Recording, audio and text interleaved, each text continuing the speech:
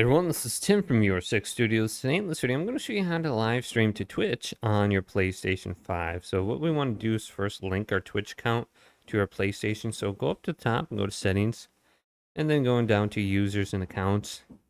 And then under here, we want to go to linked services, and there should be an option for Twitch. So once we have this linked, we can start live streaming to it. So just go to twitch.com/activate. And you can type in the code on that screen to link your account. Then go to the game and start it up and press the PlayStation button. Go on over to broadcast now. Now, if you don't see broadcast, press options and you can drag it from the bottom to the top. So let's go to broadcast now and then choose your service.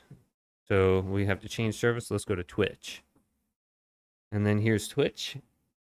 And then we can go to the three little dots and we can go to broadcast options and we can show our camera, display chat, display activity, overlay position, include party audio, video quality, etc.